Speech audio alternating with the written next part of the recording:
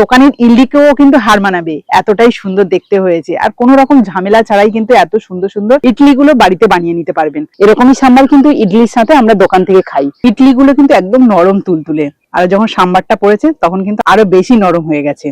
নমস্কার বন্ধুরা, সাবিত্রী কিচেনে সবাইকে স্বাগত জানিয়ে আজকে একদম নতুন সাজে চলে এলাম। আর এই সাজে আমাকে কেমন লাগছে অবশ্যই কিন্তু কমেন্টে জানাবেন।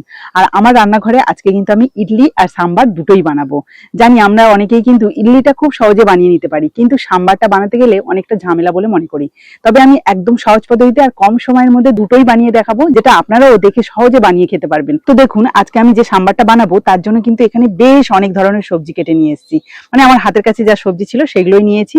দুটো মিডিয়াম সাইজের টমেটো, অল্প একটু কুমড়ো, সেটা আবার কিন্তু কাঁচা বলে এই যে খোসা সমেত নিয়েছি, ভালোই লাগবে কিন্তু। অল্প একটু গাজর, পেঁপে যদি আপনাদের কাছে না থাকে তাহলে কিন্তু লাউ দিতে পারেন, এই সাম্বারে কিন্তু লাউটাও বেশ ভালো লাগে। আর একটা পটল, অল্প একটু বেগুন, একটা মিডিয়াম সাইজের আলু, আর নিয়েছি সজনে ডাঁটা। সাম্বার মানেই কিন্তু সজনে ডাঁটাটা লাগেই। আর তার সাথে মেন যেটা লাগবে অরহর ডাল। তো সেটা আমি প্রায় 2 থেকে 3 ঘন্টা আগে ভিজিয়ে রেখেছিলাম। আর আপনারা দেখতেই পাচ্ছেন যে খোসা রয়েছে, কারণ এই অরহর ডালটা কিন্তু চাষের, আমার কাকা শ্বশুরদের হয়েছিল, সেখান থেকে আমাদের কিছুটা দিয়েছে।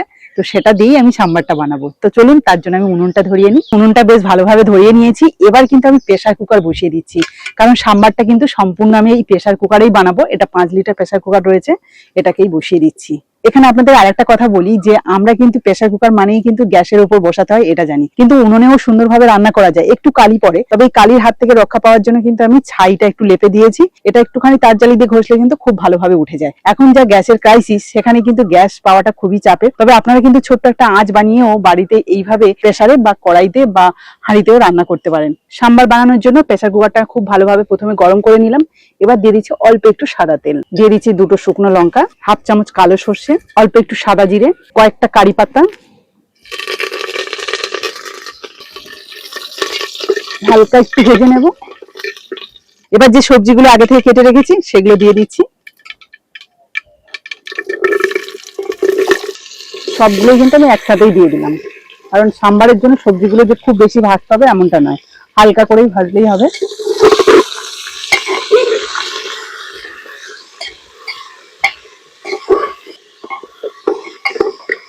এই 30 সেকেন্ড থেকে 1 মিনিট মতো আমি একটু নাড়াচাড়া করে নিলাম। এবার কিন্তু আমি ভিজে রাখা অরহর ডালগুলো দিয়ে দেবো। আচ্ছা, এর মধ্যে এবার আমি দিয়ে দিচ্ছি স্বাদ মতো নুন, অল্প একটু হলুদ গুঁড়ো, 1/2 চামচ দিয়ে দিচ্ছি কাশ্মীরি লঙ্কার গুঁড়ো, আর দিয়ে দিচ্ছি সাম্বার মশলা। সবকিছু ভালো করে মিশিয়ে নেব। আগেই আপনাদের বলেছি যে সবজিগুলো খুব বেশি ভাজার দরকার নেই, জাস্ট হালকা করে নেড়ে চেড়ে নিলাম। আর এটা তো হালকা টক টক হবে, তবে টকটা কিন্তু আমি এখন দেবো না, এখন ভালো করে সিদ্ধ করে নিই। আর সিদ্ধর জন্য আমি দিয়ে দেবো জল।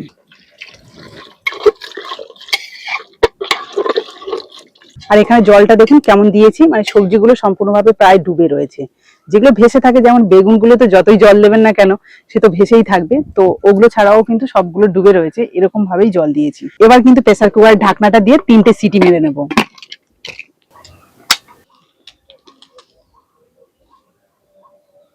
এদিকে সাম্বারটা রেডি হতে থাকুক, ততক্ষণে কিন্তু আমি ইডলির জন্য সুজিটাকে রেডি করে নেবো, কারণ সুজি দিয়েই আজকের ইডলিটা বানাবো। আমি এখানে 200 গ্রাম সুজি নিয়ে নিচ্ছি একটা পাত্রে, 50 গ্রাম মতো টক দই, স্বাদ মতো নুন, আর 1/2 চামচ মতো চিনি।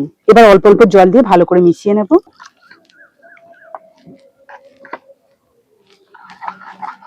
এই সুজিটাকে কিন্তু একটুখানি রেস্টে রাখতে হবে, কারণ সুজি ফুলবে, তার জন্য কিন্তু সমস্ত কিছু এই যে মাখিয়ে নিলাম। এবার 10 মিনিট মতো রেস্টে রাখবো।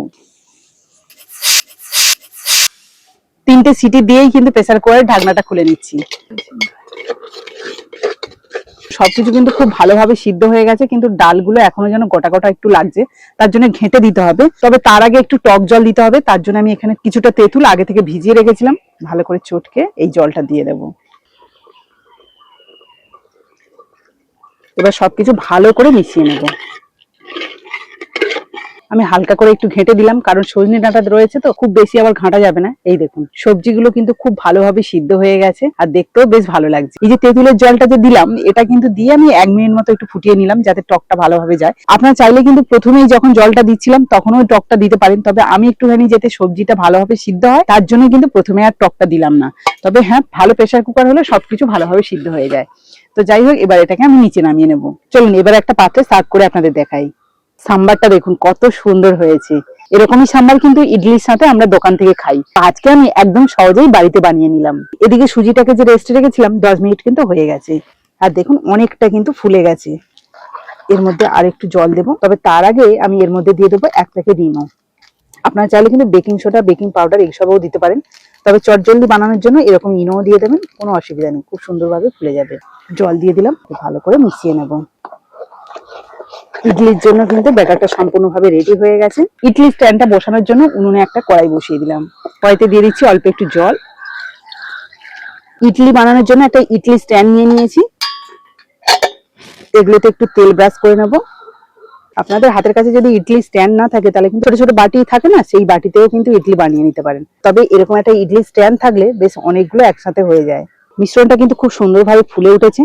এখান থেকে আমি এরকম 1 চামচ করে নেব আর এর মধ্যে দিয়ে দেবো। এখানে কিন্তু খুব বেশি দেওয়া যাবে না, কারণ এগুলো ফুলবে আবার। প্রথম প্লেটটা তো রেডি করে নিয়েছি, বাকি দুটো প্লেটও একইভাবে রেডি করে নিলাম। নাট লাগিয়ে টাইট করে নিলাম। জলটা খুব ভালোভাবে ফুটে গেছে, এটাকে কিন্তু এইভাবে বসিয়ে দিচ্ছি। এবার আমি উপর থেকে একটা ঢাকনা দিয়ে দিচ্ছি। ইডলিটাকে প্রায় 10 মিনিট মতো জ্বালানি দিলাম। এবার ঢাকনাটা খুলে দেখবো ঠিকঠাক হয়েছে কিনা। এই দেখুন কি সুন্দরভাবে ফুলে উঠেছে। এবার এটাকে নামিয়ে নিই। এবার চলুন প্লেটগুলো থেকে ইডলিগুলো ছাড়িয়ে নিই। কি সুন্দর উঠে গেল। ইডলিটা দেখুন কতটা স্পঞ্জি এবং জালিদার, আর দেখতে দেখেছেন কত সুন্দর লাগছে। প্রত্যেকটাই কিন্তু খুব সুন্দরভাবে উঠে যাচ্ছে।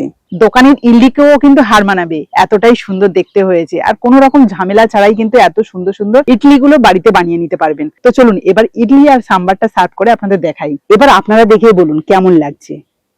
আশা করছি এই ভিডিওটা দেখে আপনারাও খুব সহজে বানিয়ে নিতে পারবেন। তো চলুন এটাকে যখন কষ্ট করে বানিয়েছি, তাহলে একটু খেয়ে আপনাদের বলি এর স্বাদটা কেমন হয়েছে। এখানেই দেখুন কতটা লোভনীয় লাগছে।